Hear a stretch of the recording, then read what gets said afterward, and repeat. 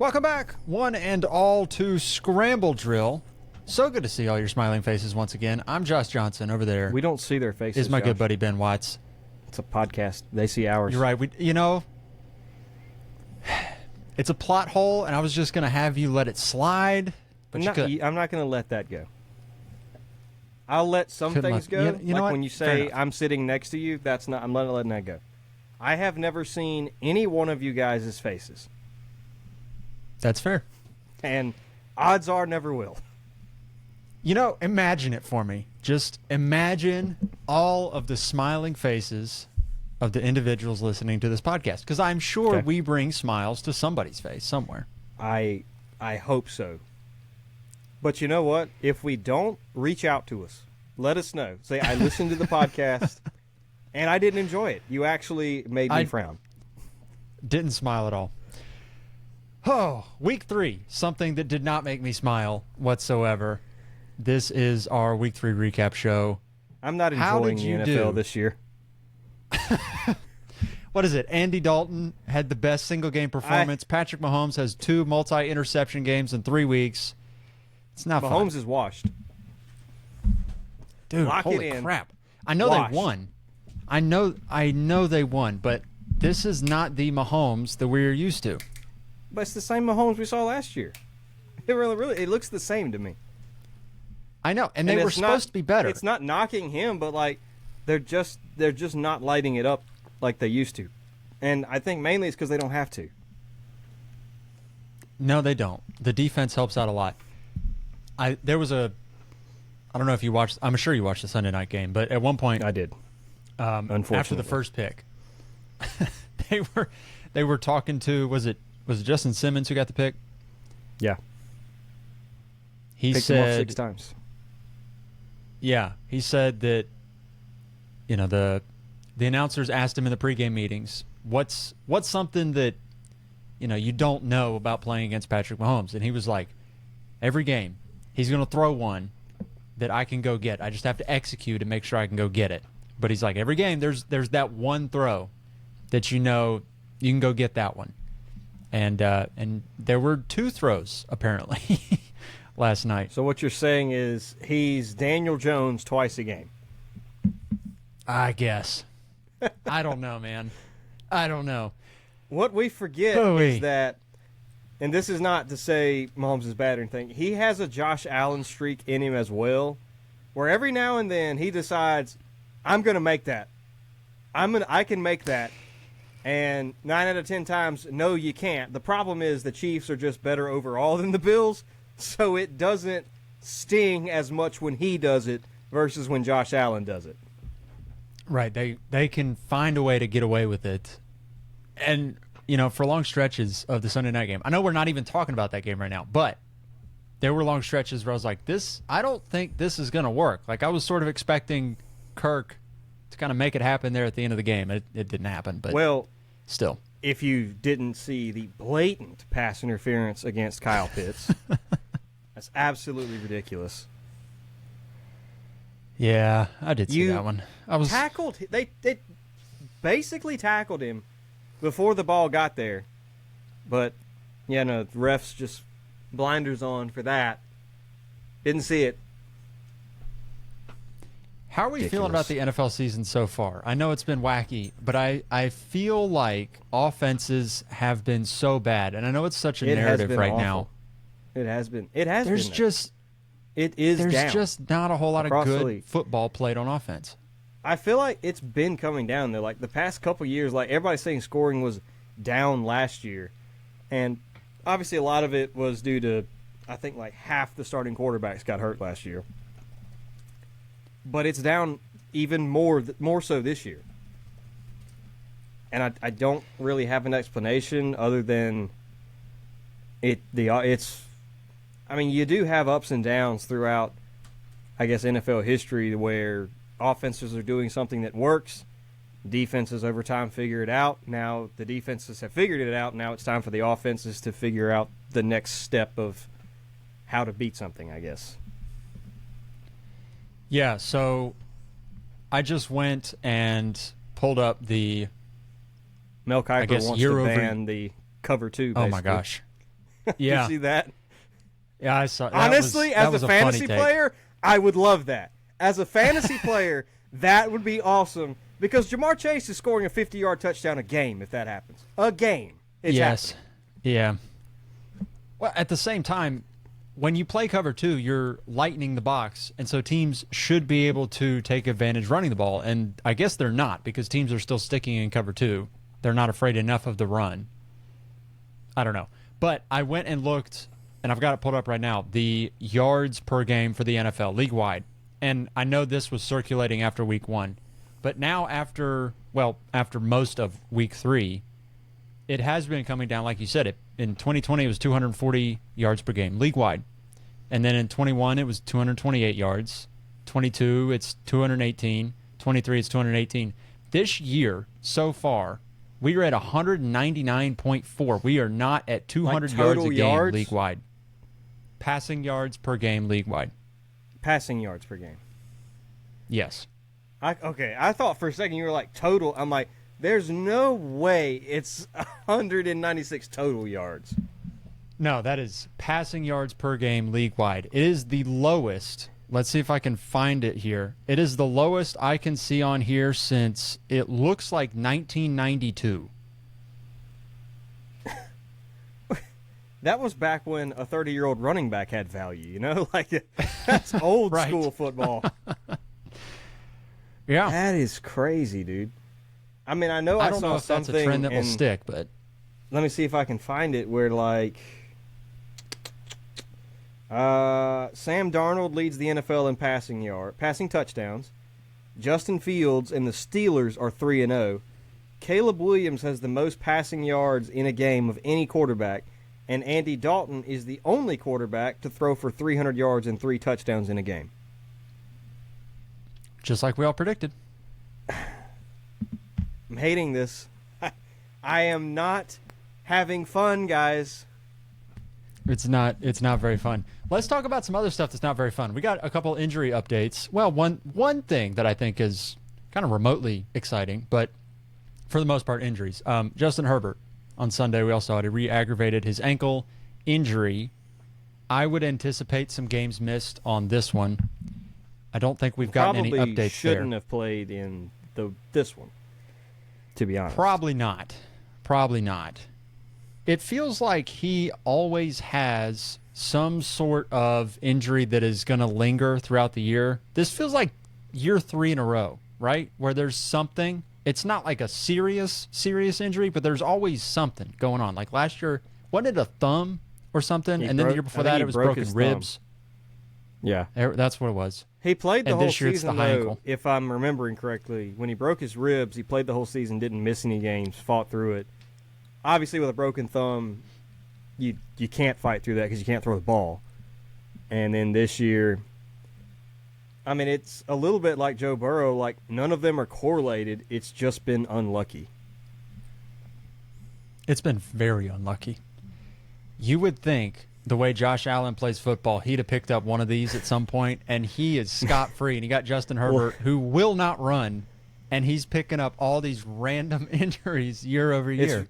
It's really funny you say that. I don't know if you listened to Landon and I's episode, but we talked about this. That's probably where the idea came from. Justin Herbert could be Josh Allen if he decided to play like that. Like he's got the athletic ability. He could run for 60 yards a game, but he doesn't. And I said that, Josh Allen does that, but Josh Allen, I don't think I've ever seen him miss a game. He even played through the UCL injury. The most I've ever seen is this year when he's got a wrist brace on. He never gets hurt. And Justin Herbert, who plays safe from the pocket, does all this stuff, is banged up every single year. Every year. Joe Burrow plays it from the pocket, banged up every single year. Even Mahomes, Mahomes will run around, do crazy things in the pocket. He never gets hurt. Yeah, I don't know what it is, but what we need is more people to play. I think we're too tense. Like sometimes like when they say like you're in a car crash or like a plane crash or something, like when you tense up, you tend to get hurt more. I guess plane crash is a bad example. You're probably not going to make it through that. Sorry if you guys are. I'll be honest with you. I don't know that tensing up or not is going to help all that much anyway. not in a plane crash, but like other things. They say like the more tense you are, the more likely you are to get hurt. So we need more guys to be Mahomes and Josh Allen and just say screw it. Just play loose. Just dive into 300-pound defenders. You'll be fine. You will be fine. Oh, geez. More injuries. Najee Harris, he left the game Sunday with his arm in a sling, and Jaylen Warren is getting an MRI on his knee. So it's very possible neither one of them play in week 4. All right. So what's going to happen is Russell Wilson is going to start at quarterback. They're moving Justin Fields to running back. They're going to have to. Okay. I know we'll talk about this later, but Justin Fields. You know what? Let's save it. Let's save it for the game. Yeah. But anyways, Najee Harris, Jaylen Warren, going to probably, I don't know, might miss some time. Who knows? The other thing I have here noted is maybe the only optimistic thing you can say about the NFL at this point in the season. Bucky Irving looks like he might be stealing Rachaad White's job. And maybe this is not positive news for fantasy players because you didn't invest in Irving and you did in Rachaad White. But if you've been listening to the podcast for any length of time, Bucky Irving should be your champion because we have hated Rachaad White from the jump. So this should be good news for everyone. We're not invested in Rachaad White because we've been saying for like a year now, he's not good. He gets all of the volume, but he averages like 2 yards a carry. He's just not a good running back. I don't know what it is that Bucky Irving is so much more able to rip off big runs than Rachaad White is. I mean, we have multiple years explosive. now. You can watch the two play. Like, one of these guys is far more explosive than the other. Yes, which is hilarious White, because honestly, Bucky Irving ran like Najee a Harris 4.9. Yeah, like he looks like Najee Harris, where he's just big and lumbering, and you've got this little scatback Bucky Irving who's like, holy cow, like, why? So, thus far in the season, Rachaad White has 31 carries. Take a for guess. 31 yards. He said, "Okay, let's give him the benefit of the doubt. He's got 66 rushing yards. That's not better, guys. What did I just say? 2 yards a carry. Yeah. In his career, he has 432 carries, and he is averaging 3.6 yards per carry. Bucky Irving, so far this season, has 25 carries. He has 154 yards for 6.2 yards a carry. Ugh. I mean, I don't know why people just tend to overlook this for Rachaad White. Like, and obviously they're not the same caliber of player. Like, Jonathan Taylor is miles better than Rachaad White ever will be. But, like, if Jonathan Taylor was averaging 3 yards a carry, people would be freaking out. They're like, dude, Jonathan Taylor's not, like, getting loose. Yes. What's going wrong with him? And, like, nobody says anything about Rachaad White only getting 3 yards a carry. Yeah, I know Bucky Irving was probably a priority waiver ad after week 1, but if he happens to be out there on any waiver wires right now, this is maybe the guy that's going to sneak out of nowhere and end up being a really impactful fantasy piece because he is efficient on limited usage. If you just up that usage a little bit, you might have a guy who's like a frisky top 15 sort of player. Maybe he doesn't get passing downs, but he is capable as a pass catcher. That's the thing with Bucky Irving is he was a pass catcher on his profile coming out of college. He just happened to land in an offense with Rachaad White. So I don't know, but this could be really interesting. Yeah, fair. Shall we talk about the games? Yeah. We could just go ahead and do the Tampa Bay game and the Broncos since we're already there on the topic. All right, let's do it. Let's see here. Broncos won 26-7. Buccaneers laid an egg. What happened there? Dude, I don't know. I really do not know. The only thing I want to talk about on the Tampa Bay side after this, obviously we've covered the running backs. Chris Godwin doing that thing this year. Yeah, I thought Mike Evans would sort of pick up where he left off from last season a little bit, and he only had 3 targets in this game. He's just... I'm not worried He's about only Mike got 15 Evans. targets in 3 games. I'm not worried. I think it will pick up. But Chris Godwin looks really good. Yeah, I'm not worried. Don't hear what I'm not saying. But so far, Mike Evans' best yardage game this year is 61 yards, which is, I don't know. It's just not great. He has not looked remotely like the guy he was last year because Chris Godwin has been really good. Yeah. I mean, they said they were moving Chris Godwin back to the slot, and he is killing it right now. He is. For the Broncos, is there much to dive into here? I don't think a ton, really. I mean, Bo Nix, that was his best game, honestly. Didn't throw a pick, had a rushing touchdown. The Broncos' backfield, it's gross. It's a 50-50 split, basically. Javonte it's like a does three-way seem the split. preferred. He does seem the preferred pass catcher, so there's that. Yeah. Yeah, he had his 4 catches for 29 yards. But this is now 3 straight weeks where no running back has taken hold of the backfield, and the offense is not good enough for really any of these guys to be a pretty valuable fantasy option, considering there's no clear-cut hierarchy Sutton, here. I think could be a flex guy. Yeah. 11 targets, 7 catches. You're about 3 years late, but hey, Cortland Sutton's that guy now. He does have 27 targets so far on the season. Granted, it's only turned into 12 catches, but that's the Bo Nix effect. A rookie quarterback for you. Yeah. Let's go over here back to the Thursday night game. The Jets. Not much of a game, but mollywopped. Yeah, this was it was a curb stomping. That's what this was. The Patriots now for 2 weeks in a row are not worth talking about. I mean, is there anything worth saying about these Patriots? How about Ramondre Stevenson with the 0.3 fantasy points? That was good stuff, wasn't it? Our buddy Landon Hewell traded for Ramondre in one of my leagues. He has a contending team. He's like, I need another running back to secure my position. And Ramondre is probably the reason he lost this week. So that's really funny. You know what's really funny is in a team that I am trying to rebuild, a dynasty league, I offered out, what did I do? I put Geno Smith. This is a 6-point per passing touchdown. I put Geno Smith out on the trade block. You are in this league. And the one offer that I got that was like not the worst offer you ever seen. I mean, I got the worst offer I'd ever seen. But then the one offer that was not that bad. 1 third-round pick. It was Ramondre Stevenson and like some fluff, for Geno Smith and whatever else. But I basically told the guy, I was like, I don't want Ramondre. Like, what does Ramondre Stevenson get me on a team I'm trying to rebuild? Like, what would I do with that?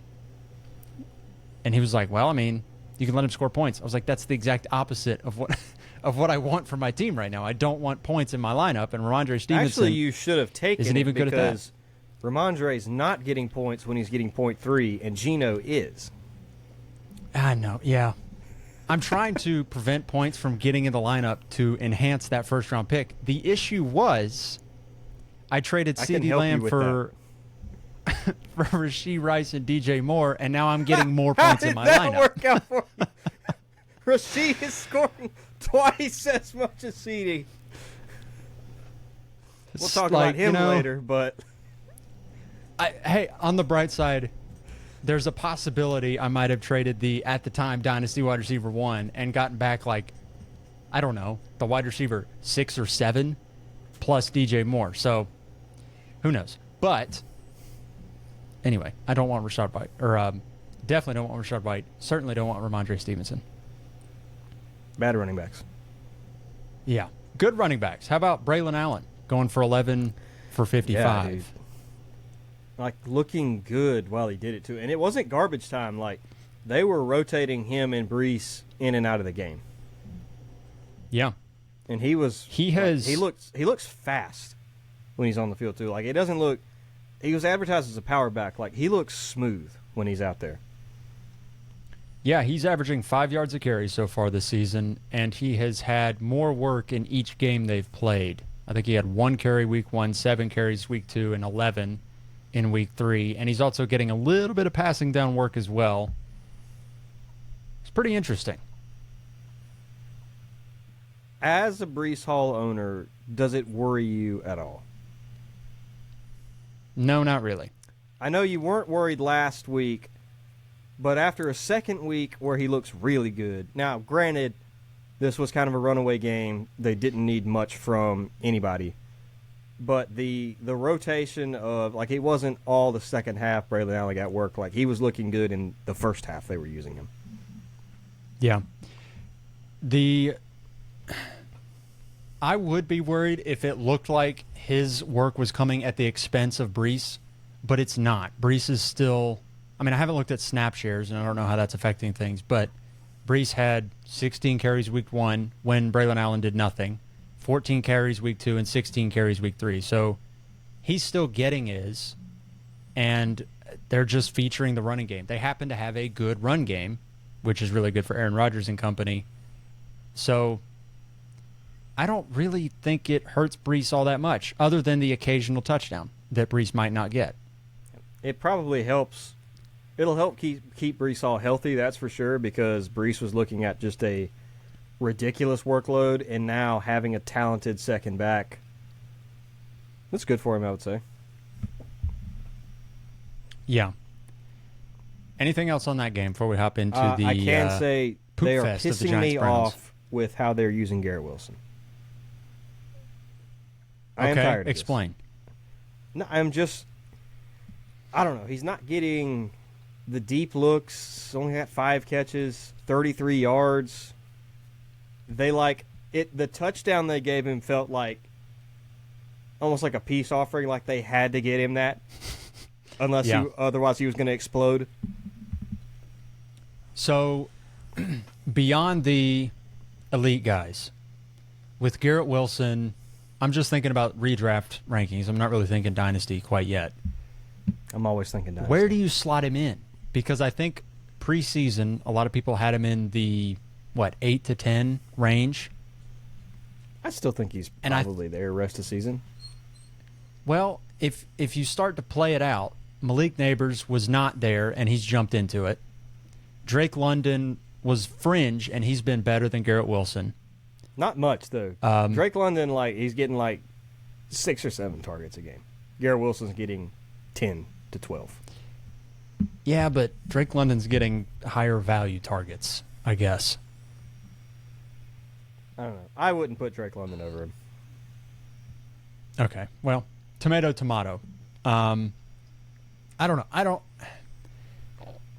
Maybe I'm overreacting a bit. And this is not to say, Garrett Wilson's like wide receiver 20. I'm just thinking preseason we were thinking this is a guy who could jump into the top 5 conversation. Clearly he's not there. There's still plenty of time to do that. Yes. Because obviously a lot of the top 5 guys like CD has been fine, but not amazing. Jamar Chase, the whole offense there is struggling, so his numbers are down. So it's not like he can't. Yeah. There's nobody running away with it right now. And Tyreek, we'll talk about him later. Speaking of guys who have jumped in, Giants-Browns. Giants won 21-15, and Malik Nabers once again was elite. 12 targets, 8 catches, 78 yards, and 2 touchdowns. Propelled me to victory in one league and absolutely bent me over in another one. So I'll be honest, I did not expect the level of dominance that we've seen thus far from Malik Nabers out of the gate. He's looked so I am not 100% surprised by this. Malik we knew he was that guy, though. We knew coming out he was that guy. We knew he was this talented, but they don't have anyone else. They have nothing. Wan'Dale Robinson? No. That's your guy? That's his competition? Yeah. And I think part of it is that Daniel Jones, week 1, that was horrific. Like, gouged your eyes out bad. But then week 2, it wasn't a high yardage total, but it's 2 touchdowns, no picks. And then this past week, you get 24 of 34 for 236 yards, 2 touchdowns, no picks against Cleveland's defense, which is pretty darn good. Yeah, no, I expected this one to like be an ugly game for Daniel Jones with that Cleveland defense. Yeah. And Cleveland defense is probably going to shut Joe Burrow down because they always shut Joe Burrow down, but Daniel Jones, apparently not.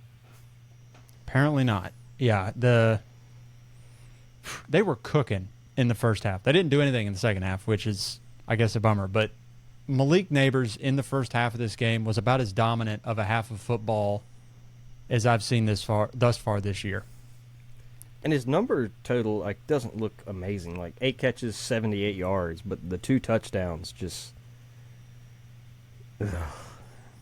He did absolutely moss someone, and he did. Catch of the year so gracious. Far. Or one of the catches of the year. Yeah. Anyway, we're going to probably talk about him all year long, but it's so exciting. Amari Cooper on the other side had a very similar game to Daniel Jones. Well, to Malik Nabers. Daniel Jones plays quarterback. Sorry. Yes.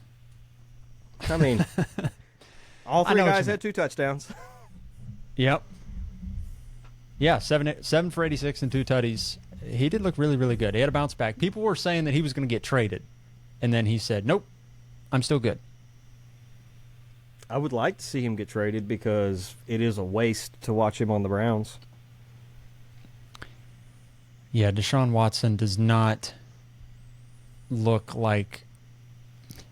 I don't even know what he looks like. He looks like a very pedestrian quarterback that gets paid far too much money.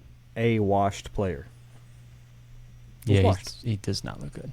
He does not look good at all. It's a bummer. Well, no, I mean, it's not a bummer. If it's going to happen to somebody. It needed to happen to him, but... Jerome Ford maintained his lead on the backfield. It did not turn into a whole lot for fantasy, but I think there was a little bit of concern that you're going to have these kind of games.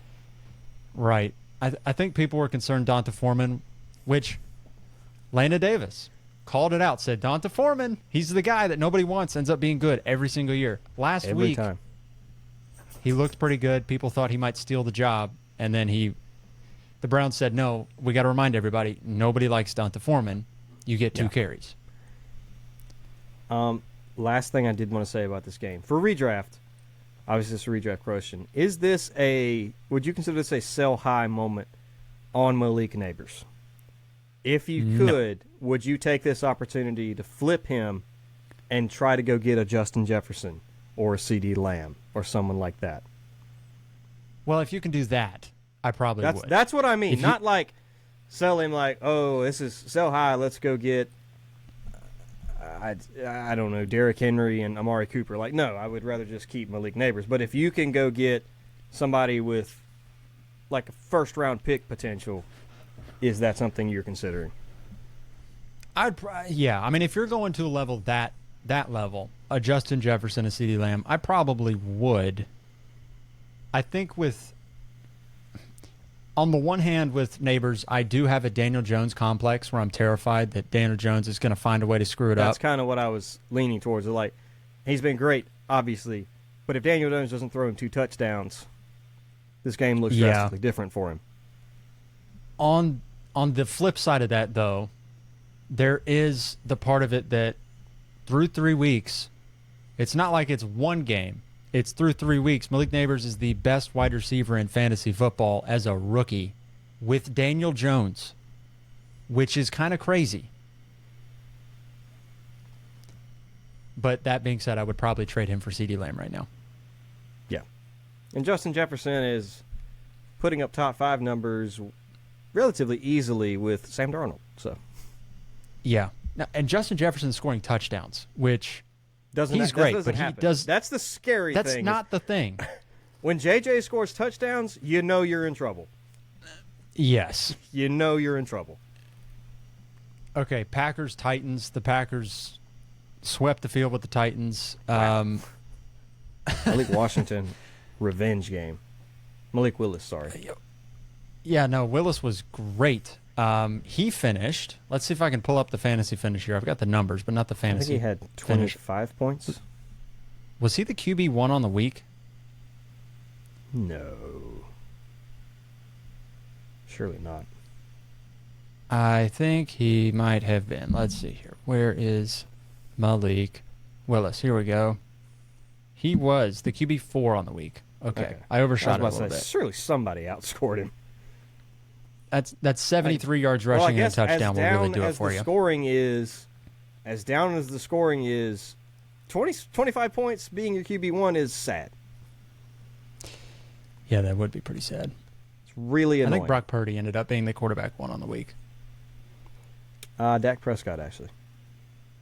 Oh, was he really? He got it all in garbage time, didn't he? Yep.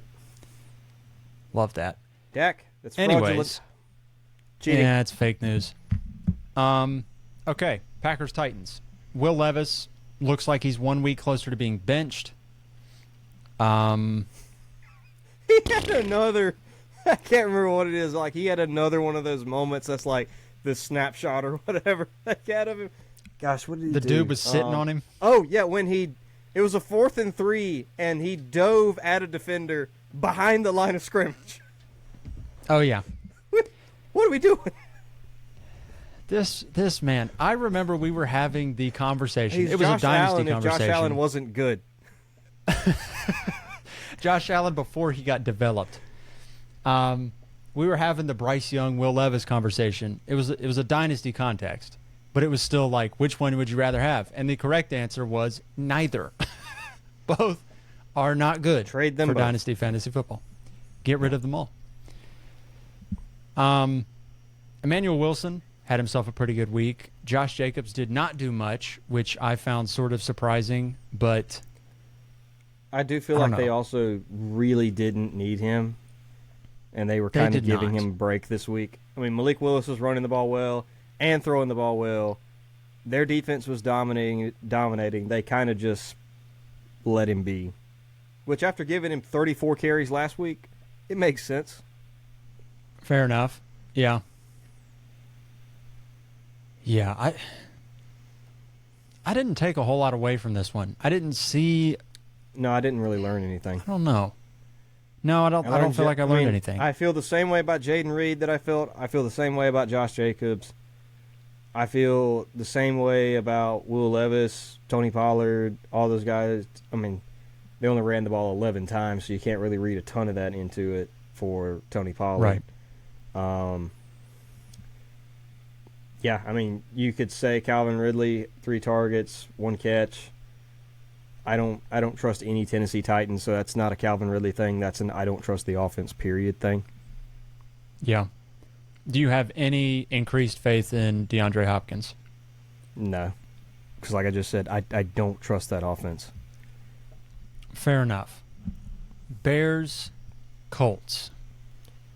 The ugly scratch your eyes out. Yeah, this ugly was game. The most disgusting game maybe ever. Jonathan Taylor looked great. Let's start with the positives. As Jonathan Taylor, always. He was a dog. But I mean, like you said, we know this. Jonathan Taylor's one of the best running backs in football. Yeah. Anthony Richardson has tried to steal his thunder by being bad for 2 to 3 weeks, and he still looked like one of the best running backs in football. Yeah. What do we do with Anthony Richardson at this point? I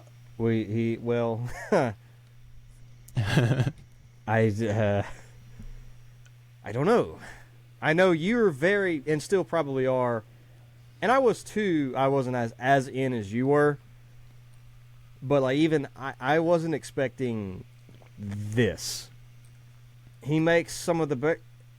I saw a tweet that said he makes throws that 99% of NFL quarterbacks can't make, and he doesn't make throws that 99% of NFL quarterbacks do make. He also makes really good deep throw. Go ahead. He also makes throws that 99% of NFL quarterbacks won't make. As like in just smart decisions, dumb decisions. Like don't do that. Yes, like no quarterback will do that. Will Levis, he's the 1%, but there's Will Levis and Anthony Richardson making these throws that it's like clearly this is a bad decision. Don't do that. What are you thinking? I mean, he had the one overthrow that was really bad, but like the one I threw my hands up and like I give up. Yeah, where he's like rolling out, and it almost looked intentional, like it was three Bears defenders in front of him. I swear it looked like he intentionally just gave it to the guy. What are you doing? After that throw, he's coming off the field saying his arm got hit and that the ball was tipped. No one was standing near you. You were by yourself, Anthony. We saw you. You can't hide and lie about it. We watched it. Yeah, that's one of those that just run at the pylon. It's something good's bound to happen. Just run at the pylon. I mean, what's the worst? Just give it to Taylor. And it's not just you get down there, you got Anthony Richardson struggling. Just give it to Taylor. If you got to do it three times in a row, if you're on the 2-yard line, I don't care. Just give it to it. Don't risk it with Anthony right now. Well, the other thing, too, is Anthony Richardson's not running enough to offset the stupidity. Like, week 1 we saw you can do dumb things if you also do the good things. If you do the awesome stuff, the dumb stuff doesn't matter. The problem is now we have 2 weeks in a row of him doing stupid stuff and not offsetting it with enough awesome stuff. Yeah, Anthony, if you're going to throw two of the 2 worst interceptions of the day, you also have to throw the 2 best touchdowns of the day, which he did not do. Right. So, all that to say, I am somewhat considering in a league next week of starting Brock Purdy over Anthony Richardson, just because Richardson has the Steelers matchup, which is I don't hate it. I don't hate it. That feels like it feels like a train wreck waiting to happen. Starting Anthony Richardson against the Steelers defense. I mean, granted, at least the Bears have a good he's defense. Not going to be terrible. The Bears have a good defense. Sorry, the Bears have a good defense, but the Steelers have a better one. Yeah. I feel like Anthony Richardson is like 3 interceptions on a plate next weekend. Yeah. I'm with you. I wouldn't start Anthony Richardson. And it sucks for the pass catchers. Like Michael Pittman Jr. is just about unstartable right now. And again, he's still leading the team in targets. But when A, you're not throwing that much, B, there's an average of 10 completions to go around in the entire offense right now, a week, you can't start that. You can't start it. And it's not Pittman's fault. That's just the situation. I do want to say, when the infamous wide receiver 48 situation happened, what is happening in real time before our eyeballs, was my argument for the wide receiver 48 thing. But think back to last year. Richardson had that game where he went like 25 for 34 for like 240. I know. Looked like a confident passer, and they were like, okay, I guess that kind of calmed the storm, and I don't think either one of us expected him to be this bad. Yeah, I mean, guess what I did in my projections? I saw what Richardson did last year, and I expected a little bit of progression in the offseason, and so I upped my entire offensive passing projections, and I should have reverted back to what I had before. He's exponentially it's not worse. Been good. On the flip side, the Bears' offense has looked so bad, and I just want to say, Shane Waldron sucks. I knew it. That was where it was going. He's the worst. Can't stand it. Won't stand for it. He is making the Caleb Williams experience hell for everyone. And not just Caleb Williams. It sucks for my boy DeAndre Swift. The receivers actually had decent games, like DJ Moore, 8 catches, 78 yards, had the big one. Like, he had a decent game for fantasy. Cole Kmet had a decent game for fantasy. Rome had a decent game for fantasy. But it was just painful even for them because, like, you see Caleb. Rome had, like, a walk-in, like, 60-yard touchdown that Caleb threw 30 yards over his head at one point. Like, it's just, it was so difficult to watch that when the good plays happen, you're like, I don't know, it feels like there's not even any relief there. Yeah, I mean, 52 pass attempts will sort of cover up the fantasy woes because it wasn't efficient, it wasn't pretty, and there just wasn't a whole lot of good to go around there, even though he ended up with 363 yards passing. He did have the 2 touchdowns, but he had 2 really bad picks, and for long stretches of the game and a Sunday, lot of like other just bad throws. Just bad. Bad, yeah. dumb things, and the offensive line has struggled. They cannot run the ball at all. They are the worst rush offense in the league, in my opinion. Don't have the stats in front of me to back it up, but they're terrible. I think we overestimated how good this offensive line would be. It has not been good at all. It has been horrible. It's safe to say that Caleb is not startable. Swift isn't startable. DJ Moore's the only guy you feel confident about starting in the Bears offense. Are you starting Adunze moving forward, assuming Keenan Allen is out? Assuming Keenan Allen is out, I would flex him. I think he's, especially in deeper leagues, he's definitely flexible. But it's gonna tear your soul out watching it sometimes. Yeah. Once Keenan Allen comes back, is it just DJ Moore, nobody else? Yeah, that's where I would be with it. Lovely, cool beans. How about the Texans-Vikings? Another game. What is happening? Yeah. 34-7. Vikings just clean house with the Texans in this one. Let's see here. Do we start Kevin with the O'Connell, 4 touchdowns from Sam Darnold? Coach of the year? Coach of the year at this point, I would say. When you give this team a competent defense, which it's not just competent, like it's a very good defense that Brian Flores has put together for them, and then you couple that with the fact that Sam Darnold has been not just like passable, but like legitimately very good. Yeah, he's one of the best in the league right now. I know that which feels is a wrong wild to say, thing to say, but the numbers back it up. He is right now. It's a wild thing to say. They're rolling. Absolutely rolling. Does J.J. McCarthy have a job next season? I mean, yes. Most likely. I would imagine. If the Vikings keep this up and make the playoffs, there's a real argument to say Sam Darnold keeps the job. It's possible. Sam Darnold could get himself the Geno Smith extension that's a very team-friendly extension. I don't know. Yeah. But and what's crazy to me is the Vikings are doing this. Go ahead, sorry. I mean, I was just going to say that I'm just excited that Sam Darnold is supporting Justin Jefferson's fantasy production because Jefferson's the wide receiver 5 through 3 weeks. Yeah. And he's not even I don't feel like he's had super explosive games. Obviously, last week, 97-yard touchdown was awesome.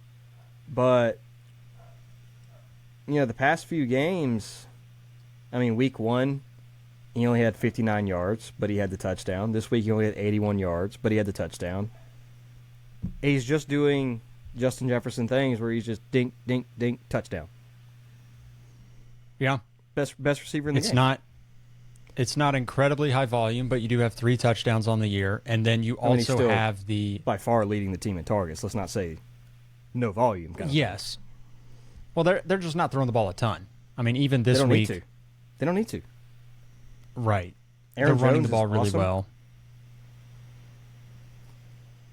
It's just very exciting all around. It's good and vibes. What's crazy to me is they can get better. Jordan Addison didn't play this game. T.J. Hawkinson is going to be back at some point this season. I think they said they're hopeful he'll be back after their Week 6 bye. So in 4 weeks, if Addison stays healthy, they could have Hawkinson, Jefferson, and Addison back. And if Aaron Jones and Sam Darnold stay healthy and keep playing at this level, I don't want to get ahead of myself, but could this team be the best in that division, potentially? If they play like this? I don't think I would go there. I would still go Lions. There's a conversation with them and the Packers, but it's 3 very good teams. They were supposed to be the worst team in the division, and they are one of the 4 undefeateds left. Yeah. That's a very good division. The Texans are not a nobody team they beat either. The Texans are extremely good. Yeah, so, okay, let's talk about the Texans here. You have a take about the pass catchers, which I don't think is even that hot of a take. No, it's really not. It's just an observation that, like, okay, it's now very we can mild. say it. It's more of an like I said, an observation that, like, I think it's safe to say now Diggs is the locked-in wide receiver 2 behind Nico Collins. Nico's still that guy, Yeah. but Diggs is easily outperforming Tank Dell at this moment, and Diggs actually led the team in targets with 12, 10 catches, 94 yards this past week. I feel good locking in Diggs in my flex spots now in the leagues I've got him. Like, I feel very comfortable. Yeah, this was still Tank Dell's best game thus far this year, which it wasn't bad. It was 5 for 62, which is not terrible. But Nico Collins and Stephon Diggs are clearly a step ahead. Yeah, Diggs had double Tank Dell's targets, and Nico both had double-digit targets. Yeah. Granted, Other no than that, Joe I Mixon have no this game, takeaways. so obviously they leaned a little bit more on the passing game. C.J. Stroud, I don't know exactly what happened. I know he struggled. I saw the first interception was not his fault. I don't know about the second one. Yeah, it's just an off game for the Texans, really. I guess I'm not going to read too much into it. Yeah. Eagles-Saints. The Eagles pulled this one out in the fourth quarter, scoring all 15 of their points in the fourth quarter. This was the ugliest game in the 1 o'clock window up until the end of the game when it was supposed to be the nail highest biter. flying. This is supposed to be the big one. This was supposed to be exciting because the Saints had looked so good for 2 weeks. Derek Carr had looked like the best quarterback in football for 2 weeks. And then he had to remind us that, oh, yeah, actually, my name is Derek Carr. It is not Tom Brady. And, yeah, the Eagles have a ton of yards and hardly any points to show for it, which was very, very odd. It's a weird game. Jalen Hurts, another interception. I think Jalen Hurts has thrown an interception in, I believe, 7 straight games.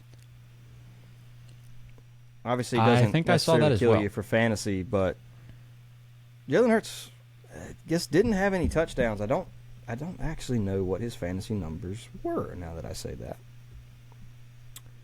Jalen Hurts had 10 points. Oh, gosh. Yeah.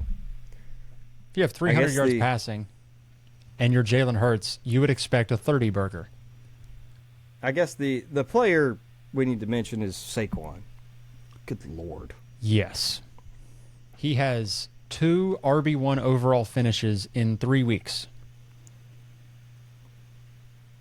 I think he's the RB1. I'm ranking him as the RB1 moving forward. Yep. Probably rest of the season, outside of injury.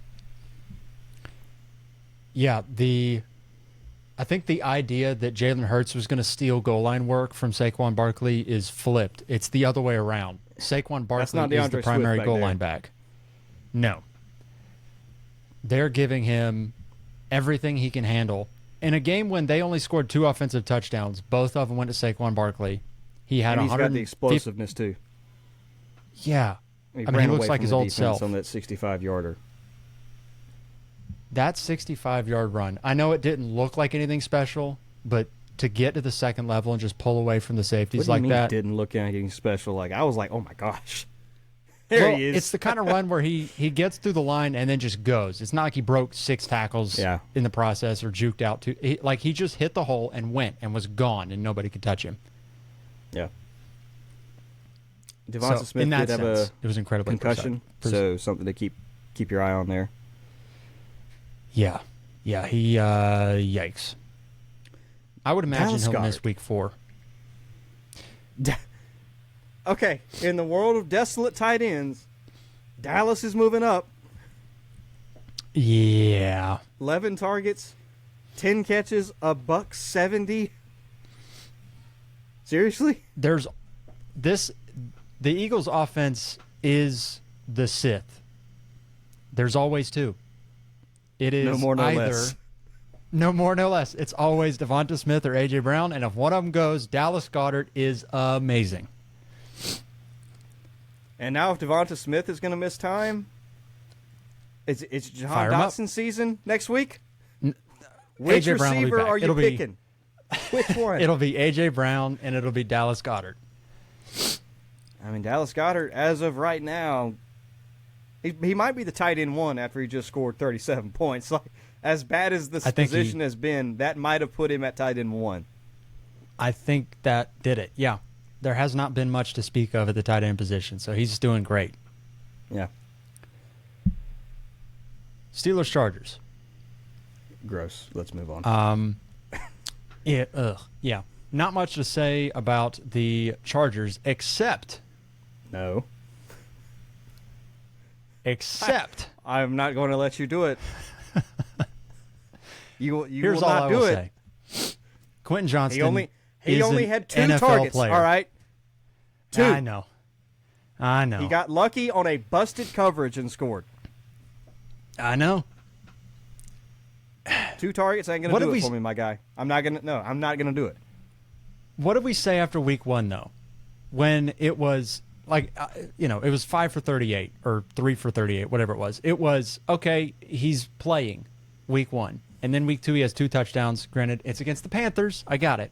I hear you. And then week 3, it's a busted coverage, and he does score. But it's just signs of life. You're seeing a pulse, which is good. I don't know that there's anything actionable here, but there's a pulse. Don't go there. That's dangerous talk, and we don't need to do that. Fair enough. Okay, we'll leave that one well enough alone. Also, if The you see only me distracted storylines the rest of this video, I am turning on the Bills-Jacksonville game. Fair enough. For the Steelers, it was ugly once again, but they did get it done, scored 20 points. Justin Fields did look pretty darn good. Not much in terms of rushing production. He had the touchdown, but not a whole lot to speak of there. But you did see him not look like the worst quarterback in the NFL, which is a change. Good job, Justin. He has improved. He has evolved. I don't know if there's a whole lot to read into that. They're not a good offense overall. I think he's got that but starting job locked.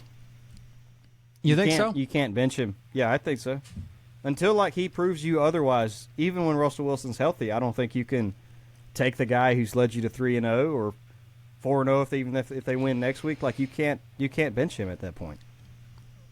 That's a fair point. They probably are going to beat the Colts next week. I could see that. Yeah. They're going to be the worst 4-0 team in NFL history. They're just so limited. Are they the worst? And yet there's a way. Well, they have a way to win, and they do it every single week. You beat a good Chargers team. You beat the Bengals. I mean,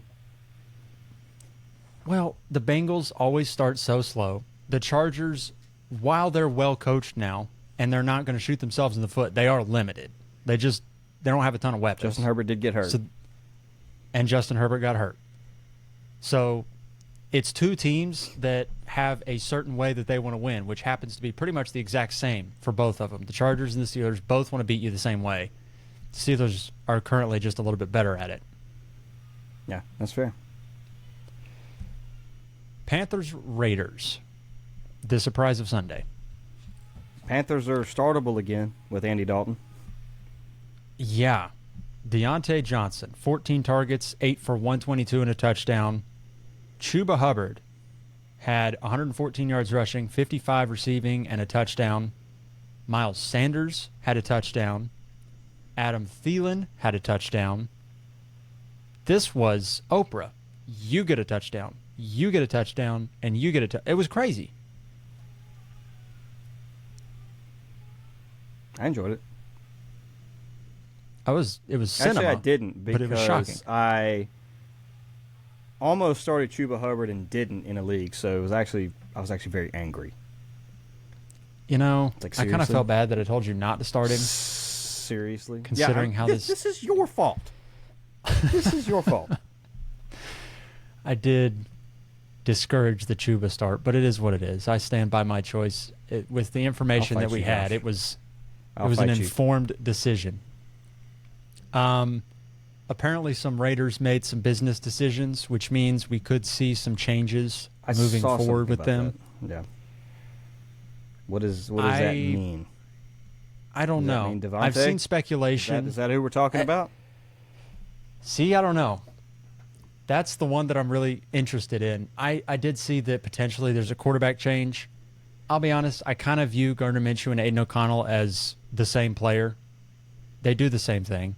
They throw the ball a lot. I think Gardner's they don't throw it downfield. Probably better than Aiden O'Connell. I may be wrong, but I think he is. Yeah, I don't know. He wasn't good on Sunday, but at the same time, he wasn't horrific. It was just it was a weird game. For some reason, the Panthers just completely dominated this game. Crazy. Crazy. Very wild. Let's go over here to the Dolphins Seahawks. No. Another one of the undefeateds happened to be the Seahawks, which we all saw coming. How did that happen? Wild. Skylar Thompson got sat on a couple times, and he dealt with injuries throughout the game. Tim Boyle had to play. Gross. And there were no Dolphins that did anything. Yeah, it's going to be tough to trust any Dolphins really with just this carousel of quarterbacks. It's not going to be pretty. Even A-Chain, not to hate on him, they just couldn't do anything. That's the offense. Yeah, I mean, he still had A-Chain had the exact same workload he's had essentially in terms of like the market share of the team's opportunities. The problem was the team didn't do anything. I think it's worth noting that the Seahawks have a legitimately very good defense thus far through 3 games. They hired Mike McDonald, and he brings the Mike McDonald defense over. And they've been like smacking teams. And the offense hasn't had to be great, and the offense has been pretty good. I say smacking Zach teams. Charbonnet, Really been... elite handcuff? No. Elite handcuff? Yes. We were looking at memes before 25 Sunday. points. Like, I know he had a good game Sunday, but we were looking at memes going into the week where it's, oh yay, we get to go watch Zach Charbonnet suck, so that they'll go back to Kenneth Walker more when he comes back. Nobody thought that Zach Charbonnet was good. Good today. He did look good. He averaged 5 a carry. He did look good. He had 2 touchdowns. But prior to Sunday, I think everybody was pleasantly surprised to see that he's actually decent. I enjoyed it very much. It was because I did nice. start him in a couple leagues. How are you feeling about Jackson Smith-Njigba right about now? I'm annoyed, very annoyed, and it's not even that JSN was bad. Like his snap percentage keeps going up. Like he keeps being more involved in the offense. But like even DK only got 6 targets. JSN got 3. Apparently Tyler Lockett's back now. He got 8 targets. It's like DK's usage, even like you see he had a great game. That's not really sustainable. He had a 70-yard touchdown. Outside of that, he didn't do anything. So yeah, I don't know. It's just weird. I don't know what to read into it. Well, Noah Fant got involved. Tyler Lockett got involved. 2 things that nobody really wants to see, but I guess are good for real-life football. Guys, we want to see Metcalf and Njigba. No offense. I don't care about you guys. I just don't. Tyler and Noah. Yeah. How about the Ravens and the Cowboys? Cowboys washed. They looked real bad for, what? How long was this game? Like 58 minutes long, it felt like. Until like 5 minutes to go in the fourth quarter, they tried to mount a comeback. Yeah, no, they came out strong there in the fourth quarter. But they were, 28-6, started the fourth, and then they made it interesting. You still only start CD and Dak. That's still it. Yeah, I guess I would. I don't like seeing 51 Dak Prescott pass attempts, which turn into only 7 CD Lamb targets. That's the only thing. Yeah, I know he's fine. Spread the ball everywhere. 11 targets for Jake Ferguson, so he's a startable tight end. Well, yeah. I mean, if any tight end shows signs of life, they're startable at this point. Yeah, really. I mean, you can chase on good the other games. side. Oh God. What is... Oh, man. Mark Andrews, I think I saw he only played like 20% of the snaps or something. Did he really? And I think I saw that somewhere. Maybe it was either 20 or 30%. I can't remember which, but it was one of those. I'm about to go look. And you would think that means Isaiah likely had an amazing game. He didn't. He had one target for 4 yards, and Andrews had one target for 0 yards. Yeah, Only Mark Andrews played 33% of snaps. 2 players had 3 catches. Zay Flowers had 3 catches for 20 yards. Rashad Bateman had 3 catches for 28 yards. Everybody else had 1 catch. Actually, I lied. Justice Hill had 2. Yikes. Derrick Henry?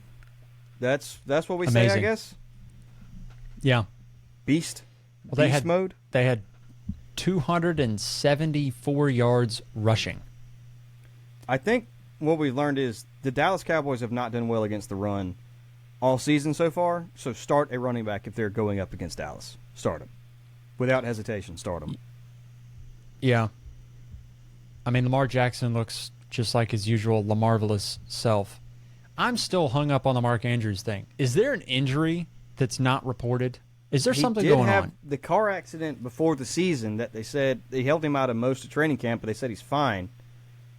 I don't know, man. We've now got several weeks of I wasn't panicking after week 1. I'm panicking.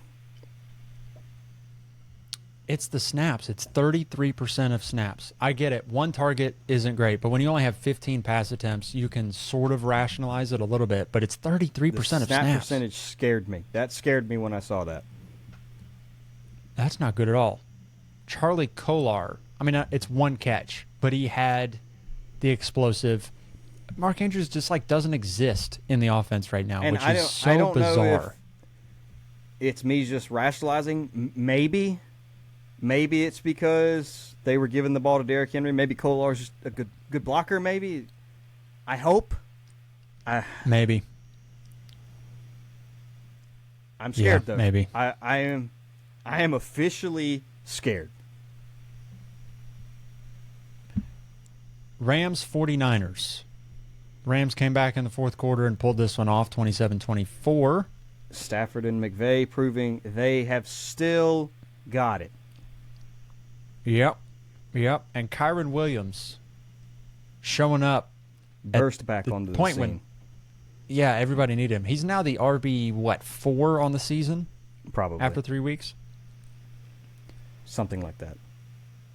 So, lock him in. We knew this. Workhorse. Blake Corum doesn't exist, which is kind of comical. Blake Corum didn't even get a carry. It was Ronnie Rivers got 2. Yep. On the 49ers side of things, Jordan Mason, exactly what you expected. What you did not expect was Juwan Jennings with 175 yards and 3 touchdowns. I had a league I was supposed to dominate this week based on early projections, and they did not project Jordan Mason having 46 points. Or not Jordan Mason, I'm sorry, Juwan Jennings having 46 points. That was the surprise of the week, for sure. And maybe the surprise of the entire season. I'm annoyed. Yeah. I'm frustrated, especially when you expected Brandon Ayuk to finally have a breakout, and he did have 10 targets. But I saw 48 yards to show for it. I saw a tweet, I think it was from Mason Dodd at the Fantasy Flock, saying that Brandon Ayuk owes Juwan Jennings approximately $120 million. I honestly I looked it up because I was like, how much is Juwan Jennings getting paid for this right now? When you got Brandon Ayuk on the other side of the field getting $100+ million, how much does Juwan Jennings get paid? I think he has a $30 million deal, like a 4-year $30 million deal or something. Gosh. James Cook just had a rushing touchdown. This has got to stop. Those are supposed to go to Josh Allen. He's a thief. This is getting annoying. He's a thief and a fiend. Okay, Lions, Cardinals, last two games here. Yep. David Montgomery, 100 yards rushing, a touchdown, looked great. Jahmyr Gibbs, 83 yards. 100 total looked yards. pretty solid. Yeah. Perhaps, I don't know if it's a surprise or not, but Jameson Williams looked like 2023 Jameson Williams once again. I mean, I know I was, and you probably were too. We were both hesitant on it just because it just didn't seem sustainable in that offense the way, I don't know, I guess they like to play the football. And when Jared Goff didn't throw it 50 times a game, it narrows the pie down to the guys that you know for sure are going to get theirs, which is David Montgomery, Jahmyr Gibbs, and Amon-Ra St. Brown. Those are what the offense is built on. Do we talk about Sam Laporta again? He had 36 yards, but he had 2 targets. Yeah, and he's got a low ankle sprain. I'd be worried if I'm a Laporta owner. Not that he's not still great for Dynasty, but this season doesn't make sense right now. No, it's weird.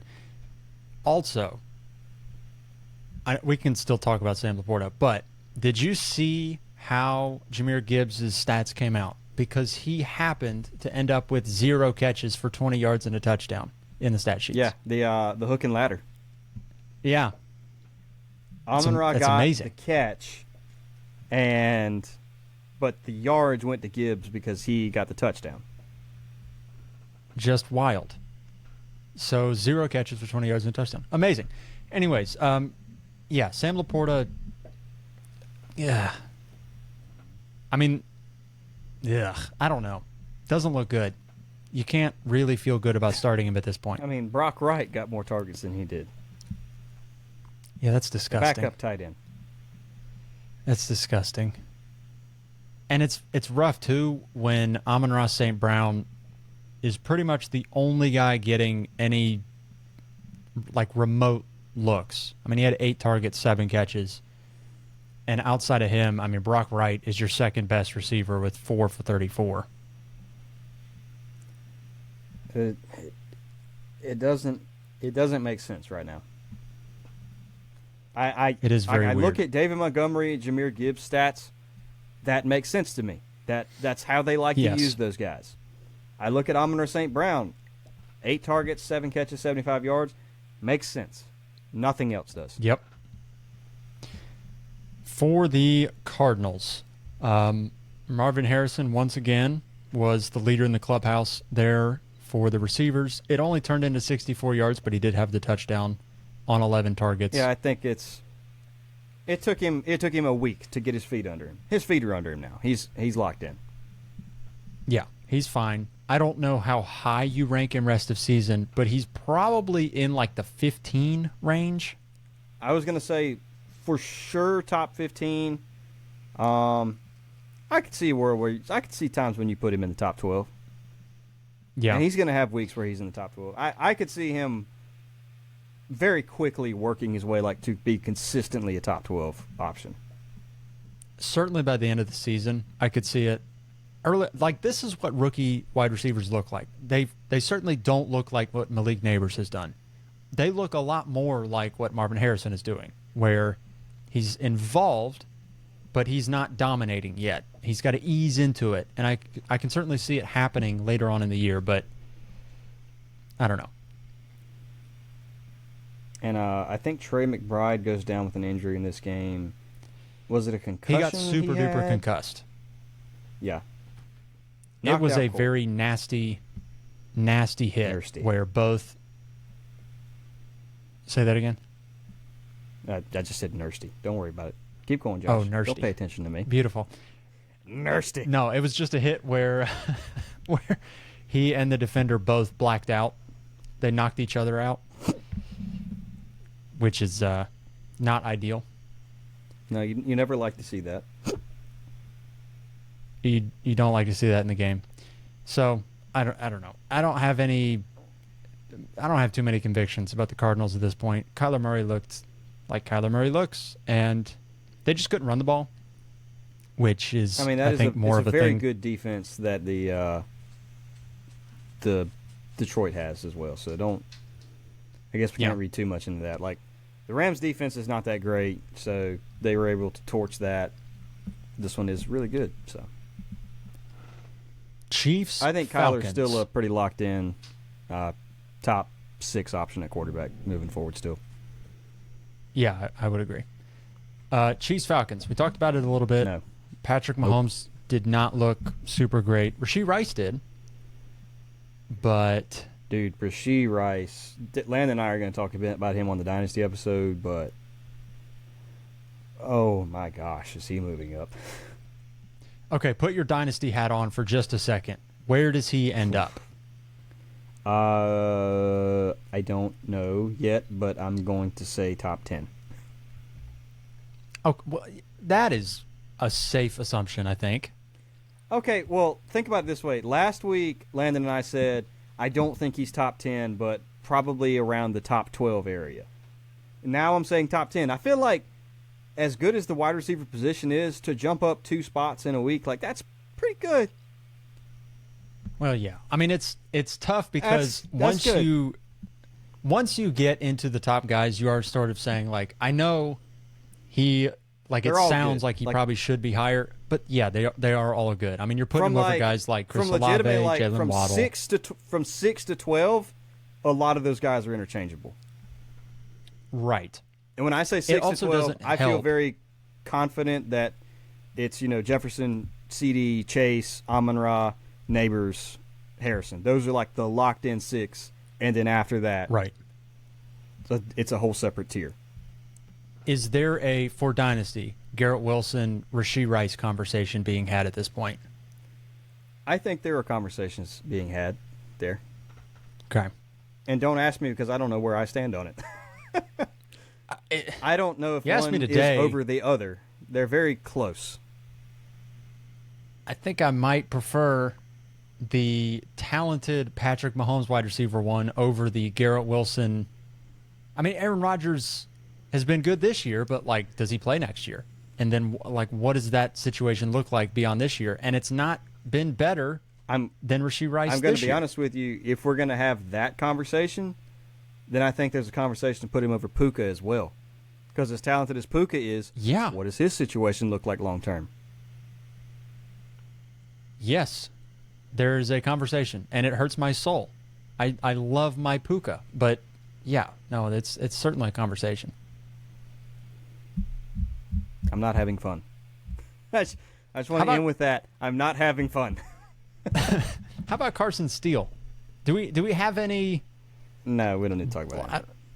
Okay, fair enough. What about Bijan Robinson having 31 yards rushing, or how about Kyle Pitts pulling the usual Kyle Pitts thing where he does nothing and then Atlanta has one runs 50-yard like catch?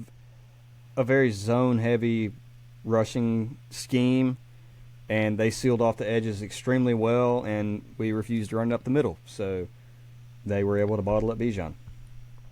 Yeah, they don't run inside zone for nothing. They are the opposite of the 2023 Philadelphia Eagles. Kyle looked pretty good. I mean, had 5 targets, which for the current tight end landscape is pretty good. He's still a tight end 1 every week, I feel like. The way he looked great on that deep pass. Well, he looked great for 1/90th of the game. And then also the blatant pass interference in the end zone. Yeah. Blatant. Yeah, that's not great either. That's not great either. Drake London still not producing where you'd like to see. He had 9 targets, 6 catches, 60 yards. Did save it with the touchdown. So, I mean, honestly, Kirk Cousins looks like he likes Darnell Mooney better than both of them. Yeah, through a couple weeks. I mean, Darnell Mooney's the check down king. He's like the Wan'Dale Robinson of the Falcons offense. And I will say this. I will be higher on every Falcon moving forward than I have been, because we have been in an absolutely brutal stretch of games where you go Pittsburgh, Philly, Chiefs. Atlanta's schedule is literally cake. The rest of the season is cake. Like, we could have started 0-3 and been fine moving forward because we go to the Saints, obviously good, but not what we've been facing. Buccaneers, Panthers, Seahawks, Bucks, like Cowboys, like it gets significantly easier going forward. Yeah, you might have played your 3 toughest games to start the season, I'll be honest with you. Yeah, so I'm going to be higher on every Falcon now. Like, I think if there's a chance you can get them cheap, I'm going to buy Falcons players right now.